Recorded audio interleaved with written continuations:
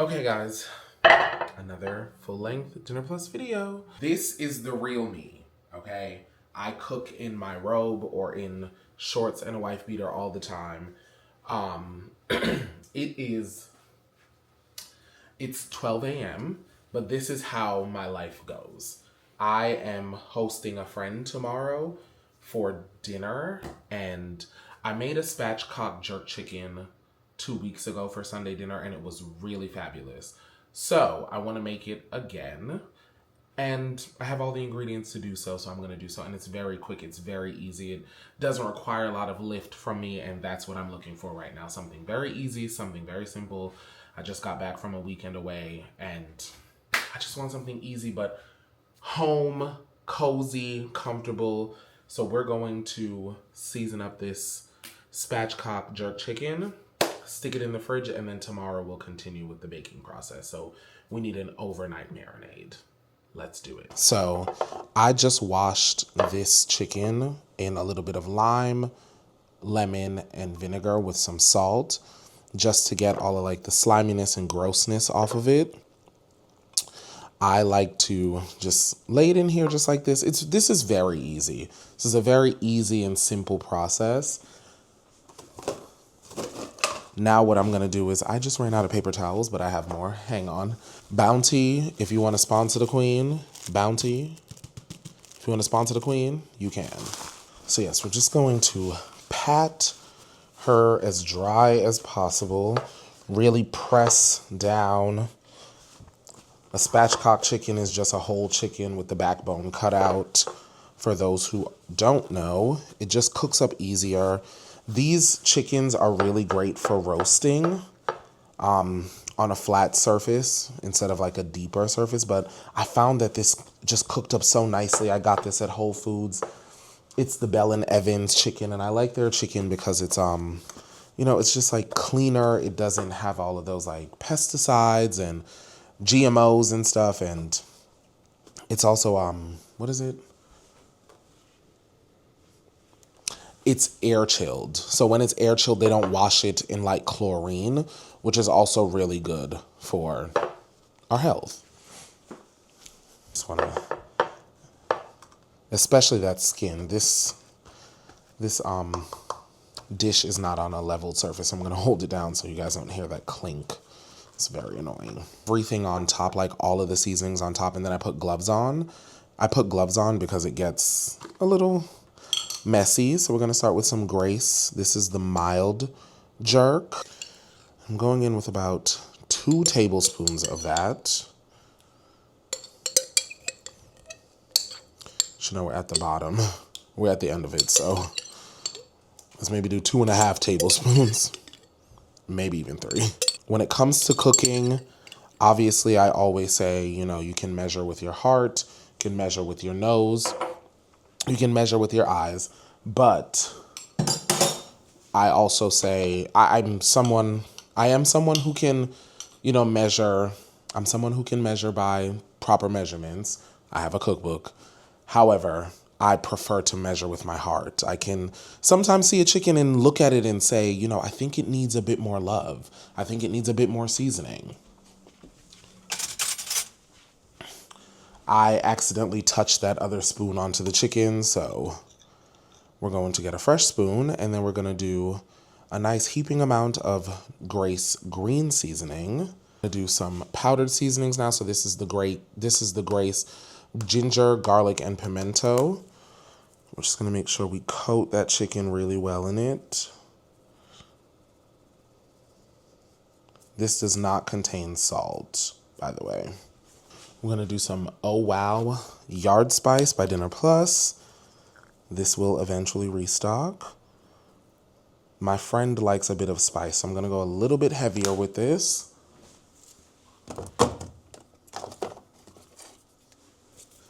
Then we're going to do some Grace.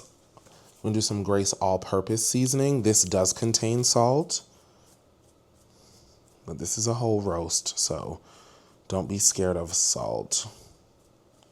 A little bit more allspice seasoning. I would do some whole berries. I do bake it with whole berries. We're going to do a little white spice by Dinner Plus as well. Also restocking soon. Promise, promise, promise.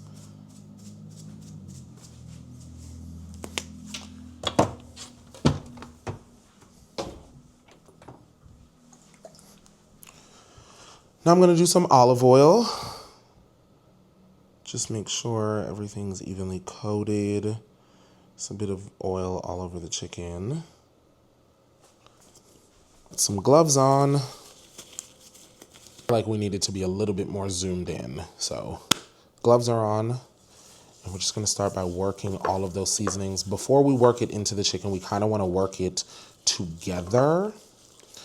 You know, just kind of mix everything together. And just try to lay it on the chicken. Get on the inside. Underneath the breast cavity. See that section right there? You kind of want to separate it.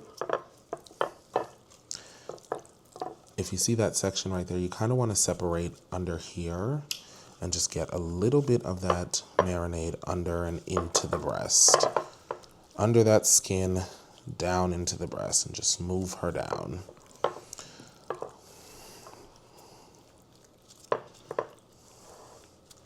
This isn't the prettiest, but it is the tastiest. Caress all of that flavor onto the chicken. You know, this is how you cook with love. You want to make sure every section is covered, every portion is considered.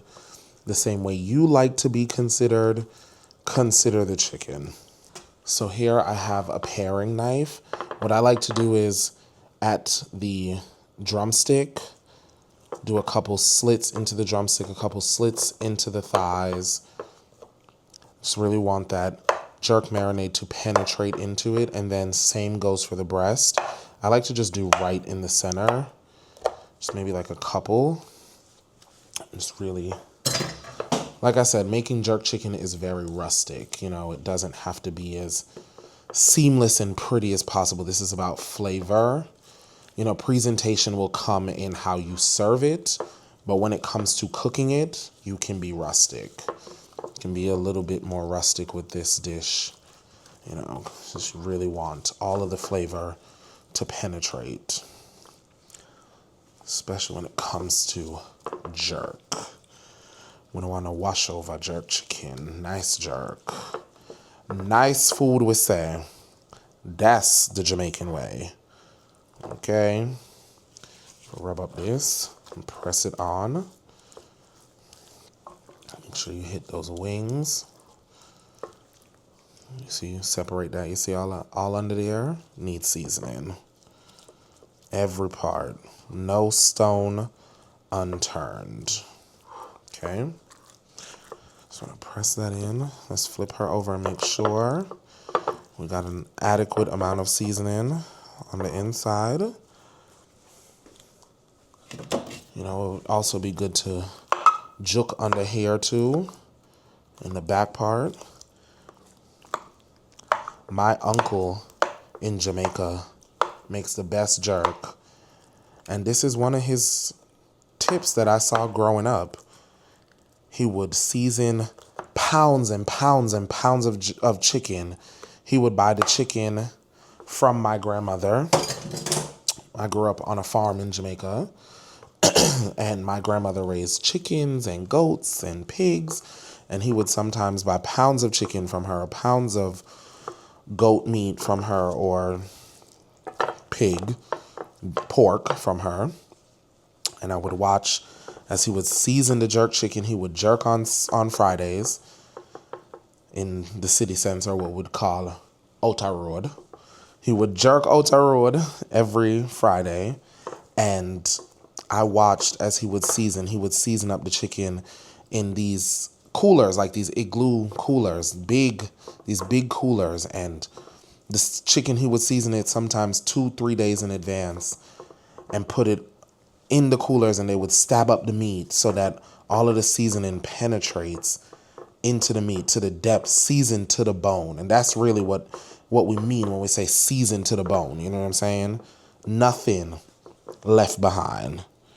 And now I'm just wiping up any extra seasonings and letting it sit on top. Because that's kind of, personally, I like to see it. When this cooks and you get the spots of the brownness, I think that's the most beautiful. When the seasoning kind of settles down and sticks onto the chicken and it's kind of brown. Let's take these gloves off and let's add some beautification. Love to see fresh thyme all over the chicken. So I spread fresh thyme all over the chicken as it bakes. There's thyme all in there. And then I put some fresh pimento berries, allspice berries. I think that just that aroma in the house smells so good, but also I feel like it reminds me of the pimento wood, which is traditional when making jerk chicken. Cook it on pimento wood, so kind of gives me that vibe. Now, for further beautification, just taking a paper towel and cleaning off any excess on the outer, just so it's a little bit more nice and clean. And it doesn't make a mess of my fridge. Okay, now that this is seasoned, we are going to cover this with aluminum foil. And now this will go live in the fridge for 24 hours. Take it out maybe 30 minutes to an hour before and let it come to room temperature before we put it in the oven. Okay, we're gonna stick this in the fridge and then I'll see you guys tomorrow. Okay, it's the next day. The oven is preheated to 375. The chicken has been out for about an hour and a half to get to room temperature. I am making some rice and peas and a little mac and cheese and some steamed broccoli. And we're gonna stick this in the oven on 375. I'm gonna put it in there for about an hour, hour 10, you know, since it's a whole roast. And then I'm gonna take it off and let it get some color. So let's do it. Center rack, foil, tightly covered. So I have to tell you a little secret about my mac and cheese. I made a mac and cheese the other day for Sunday dinner and everybody was they were like, oh my God, this mac and cheese is so good. This mac and cheese is so good. This is now the second time this has happened to me. When I shred my cheeses from scratch, all of my cheeses, the only cheese that I shred from scratch every single time is my Gouda, right? But 2 times, this has happened to me twice now, where I've bought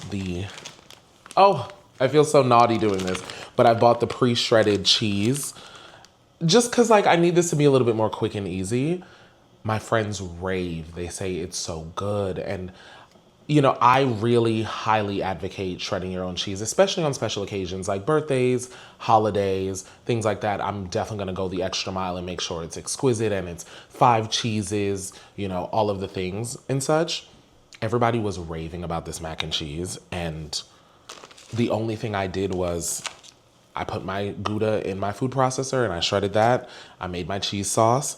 And my trick is I just let these pre-bagged cheeses sit out for like an hour or 2, sometimes even 3, and let them come to room temperature and they stretch and melt and it comes together fabulously. So let me walk you through how I did it and let's do it together.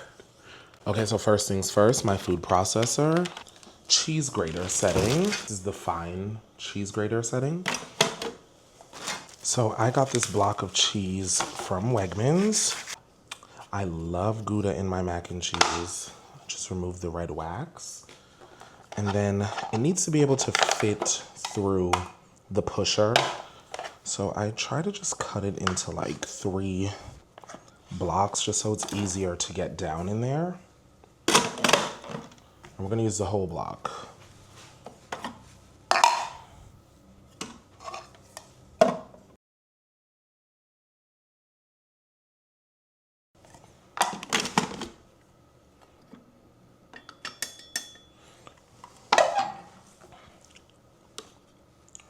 Anytime I get these big pieces, I eat them. That's my treat. But I find that when it's finely shredded like this, it melts so much better. And I think that's the trick to a great mac and cheese is how well everything melts. Another crucial component of a great mac and cheese is how you flavor the water. So I do Diamond Crystal kosher salt and chicken bouillon powder. Those two things I think are very important for a great mac and cheese. They give the noodles a ton of flavor, and I'm just going in with some regular elbows. I also sometimes like cavatappi because it has that spiral corkscrew thing going on, but today we're just gonna go in with a classic elbow noodle. Just gonna give that a mix to ensure everything is not sticking, and then we'll let that just come back up to a boil. Tits. Even when I'm making mac and cheese, I always save a little bit of the pasta water just in case I need to loosen up that cheese sauce that I make. Pasta water is very crucial.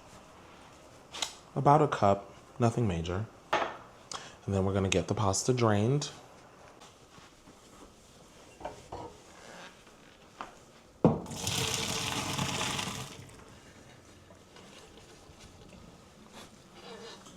Now while that drains, let's work on this cheese sauce. I always start with 2 tablespoons of butter.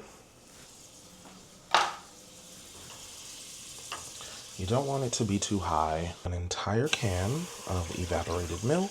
Back and forth about if I should share this ingredient. I've shared it once before. It is an ingredient I learned years ago from one of my closest friends. It is a can of Campbell's cheddar cheese soup.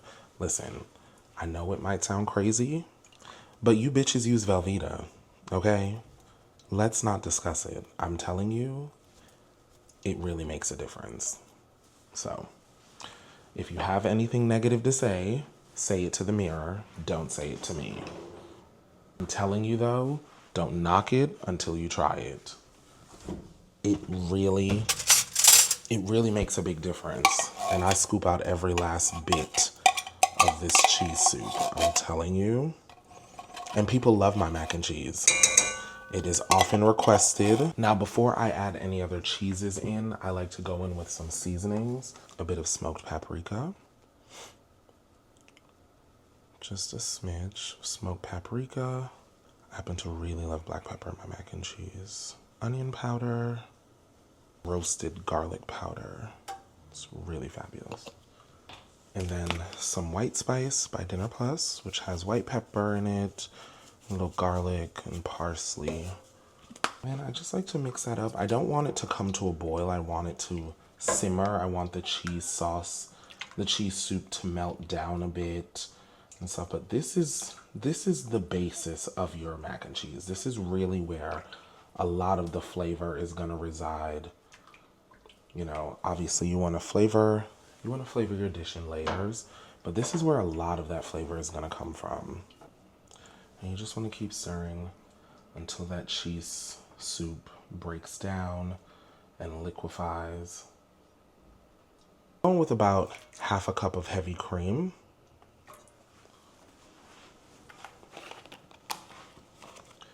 And then I start adding in my cheeses. So I'm just going to do about a cup of the Gouda, maybe a cup and a half.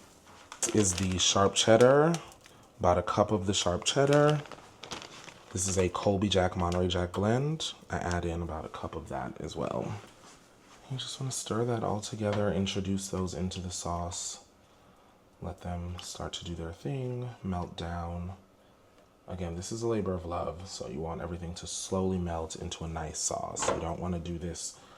You don't want to do this over high heat. This is over medium heat. And you just want to take your time with this because I find that when you do it too fast, it clumps up in a very weird way.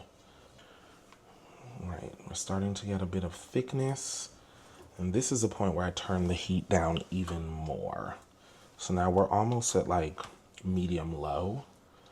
Once everything starts to break down and we start to get that like thick richness, this is the point where I add in the noodles. I know some people don't like to add their noodles in. I like my noodles to be bathed in this sauce. So I add them directly to the sauce. Every last one, not a noodle out. And just mix them together.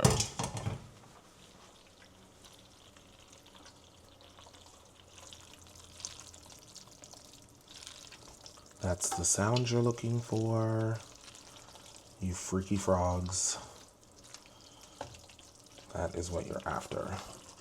Once I feel like we're at a good consistency, turn the heat off completely. I'm gonna move this over and start assembling.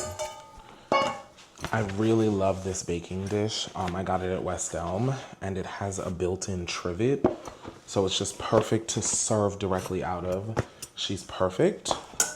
So I'll assemble in there. And then I just got a metal bowl, because what I like to do is toss out all of the cheese and like blend them all together and create now my own blend, so that as I'm assembling, I can just grab and not have to worry about fussing. So just get all those cheeses out. All right, just wanna give that another good mix. I like to spray the dish just so it's easier for cleanup, honestly. It helps prevent all of the stuck on goods. I'm just gonna go with my first layer of mac. Spread it out. Very nice, very nice, very nice. Just lay her out nicely, corner to corner, edge to edge. A nice thin layer, not too thick.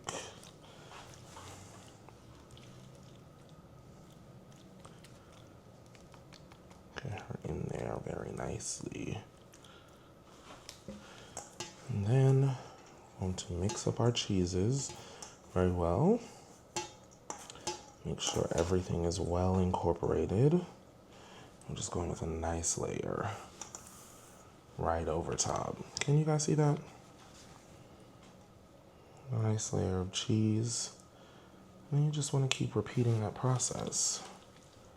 Mac, cheese, mac, cheese, mac, cheese.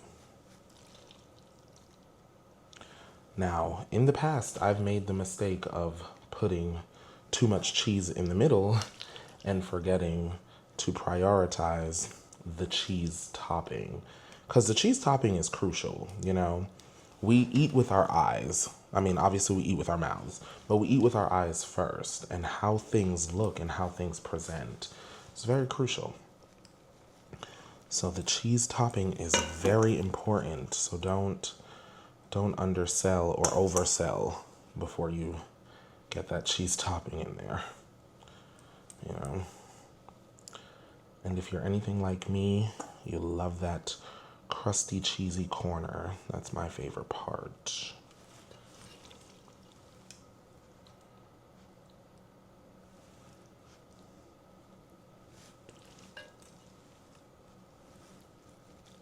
Just keep adding. You know, this is such a commitment, but the thing is, I have yet to master the art, of not making a mess, one, but two, master the art of portion control when cooking. I'm the type of person where when I cook, I'm like, oh, please take food home, take some for your mom, your brother, your sister, your boyfriend, your girlfriend, you know. I love when people take food home. It is just, it means a lot to me, because also it feels like you liked it enough. Especially when I don't have to ask you to take food home. And you're like, oh, bitch, you got Tupperware? I'm like, oh, yeah, girl, I got you. You know? It really is so meaningful when people take food home. Okay, so this is the last of our cheese. This is where our topping will begin to form. And I think we did pretty good on the amount. Cover this with a bit of aluminum foil. In the event that things get a little messy or it starts to bubble over, I just put it on a baking tray. Just put it on a baking tray. This will help with cleanup, because I'd rather clean up the tray than clean up the oven. We're here, let's give some eyes on the chicken. It smells amazing. Oof. Look at all of that juice. Look at all those juices. So she's doing great. I haven't been able to find my turkey baster since I've moved, so we're going to do the old school way and baste with a spoon. Ain't a damn thing wrong with that. Just gonna bring those juices back up to the top. If y'all could smell this chicken, my oh my. Back in there on 375 uncovered, because now I need it to get some color. And then we're going to make our sauce.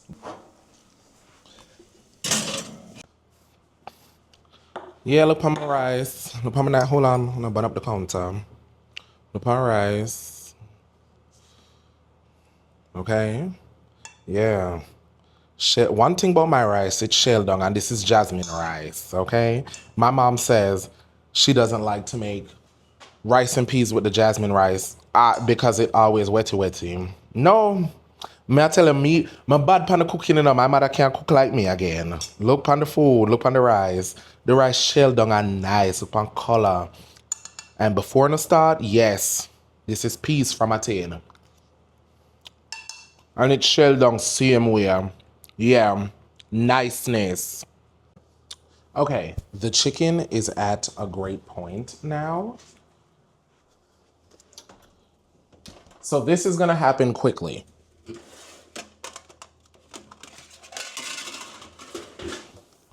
First things first, I just washed this baking tray, so we're gonna need a baking tray. Then we're going to take the chicken out of the oven.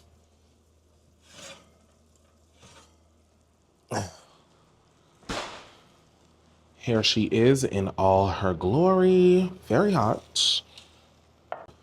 Let's get you a good view of what's happening here. Okay, baking sheet, poultry lift. We're going to lift the chicken right out, right onto this baking tray, so it remains whole. Foil, so it can rest and produce its juices and all those good things. Sit on the stove on the back so it can stay warm. You see all of this, we need that. Right down. Last time I made this, I made the sauce directly in here. But today, my spirit is telling me that might not be a good idea. And I know how to learn my lessons. I don't need to learn the hard way. Extra water, just to get up all of that flavor. We're not letting any of it go to waste. Now I'm just gonna make a little honey jerk sauce. So this is all of the drippings. I'm adding a little bit of dark soy sauce. And then my friend says he loves spicy food. I was gonna add some Scotch bonnet to really test that. Let me be nice today. So I'm just gonna keep it cute and use some Mike's hot honey. I think that's a fair amount of heat. I don't know how hot you think you can handle, but a Scotch bonnet hot is not the same as cayenne pepper. Okay? This is not a Wendy's spicy chicken sandwich hot, honey. This is real hot. So before I send you out of here screaming and crying, let's just keep it cute.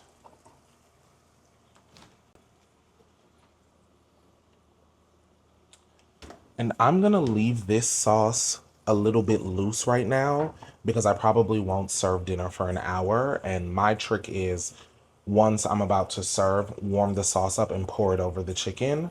That'll give us, that'll keep the chicken nice and warm. So we'll cover that and let that relax for a bit. And now we're gonna set the oven to broil. And we're going to move our mac and cheese down. Bubbly and nice and all of the things. but now we're going to let it get to a point where I love it. So we're gonna set the oven to broil. We're gonna put it to broil for about 5 to 6 minutes and let it get all bubbly and cheesy on top. I mean, 5 minutes is all she needs. This is cheesy, bubbly, crusty perfection. I really just cannot get over how good this mac and cheese looks. Oh, I just love pretty presentation. I realized with the first full length Dinner Plus video, I didn't quite end it the way it should have been ended. You know how I normally end my Dinner Plus videos on TikTok, where we taste it and we say, oh wow, because every time I cook, it's oh wow, and I know this is about to be oh wow. So I'm going to make a plate, even though it is for a friend. I hate eating before my guests arrive, but I have to prioritize my work. I gotta put me first, Lucius, you know? But what I'm gonna do to make it a little sneaky and a little cheeky so nobody can tell is I'm going to do service. So I'm going to serve everything in, I mean, it's only two of us. It feels so dramatic to do that, but there has to be some kind of balance here. So whatever, if I have to wash a couple extra dishes, I have to wash a couple extra dishes. Since the mac and cheese is in a black thing, I'm going to do the chicken on this black board and then the rice in this black one. And then I made some broccoli, so I need a little black bowl for the broccoli.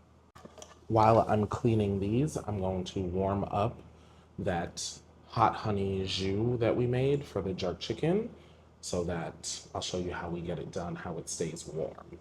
So for some odd reason, I cannot find the matching bowl for this, so I'm just gonna use like a regular black bowl and just put it on a little riser, so hopefully it looks nice, you know, and it doesn't look as like cheap. Okay, let's do some rice.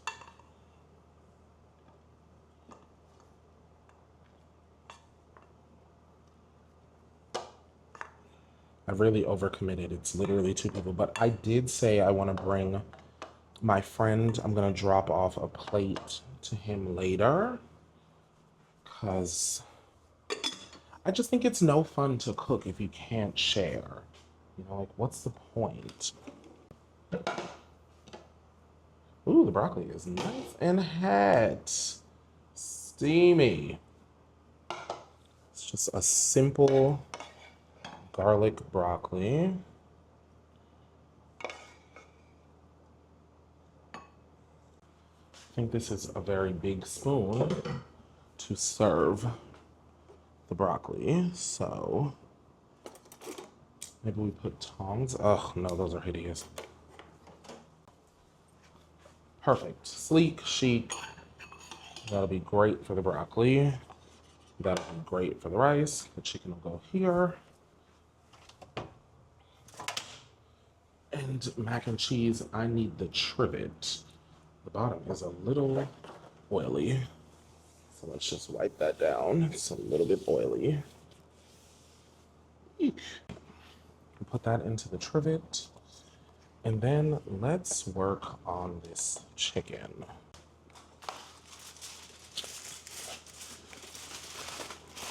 I am gonna cut this bird up. Let's remove the thyme and stuff. Let's get that out of the way.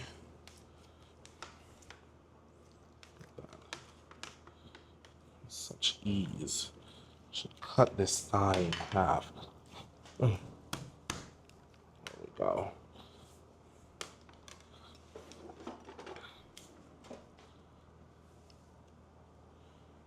Just place those down. Try to remove as much thyme as possible. Wow, the chicken is just falling off the bone. Well, let's get a little taste. Oh my God. Wonderful. Wonderful. A spatchcock jerk chicken. Who knew?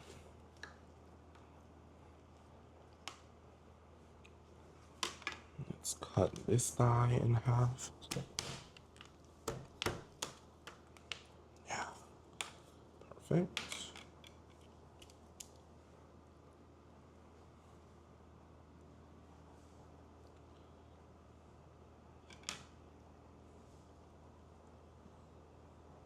Can you believe something I'm already at? I just can't believe it sometimes. I'm just like, wow. I mean, I make a good wife. A good wife. Nice food. Split this breast. Perfect. Perf. Let's get the wing. Perf.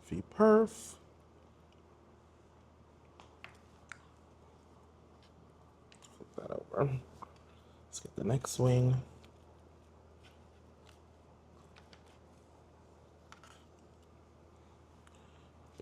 Perf. All right. Now with the breast, I'm gonna go that way. I really wanted to get it off of the bone. I wanted to get that bone and that grizzle out. But we need, oh no, we need the skin to remain on top for the look of it all. Oh, you guys can't even see all of my hard work.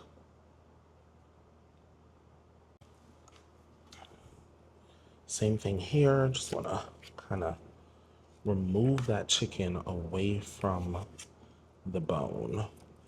But this needs to be split in very big pieces. Just get the thyme.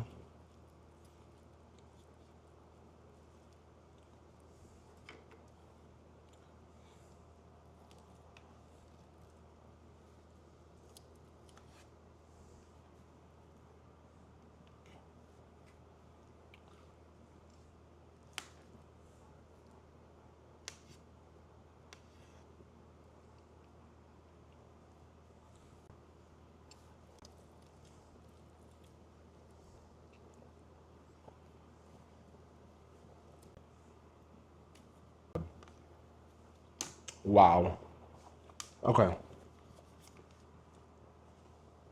So there's the chicken in all her glory.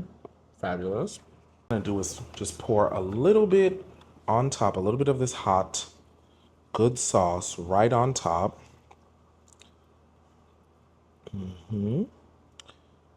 And then I'm gonna reserve the extra in a little ramekin.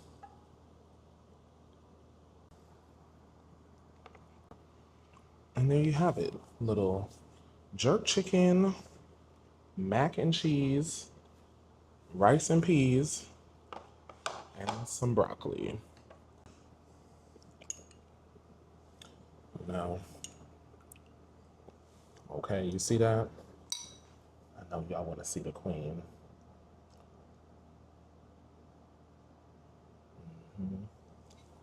Okay, bottoms up.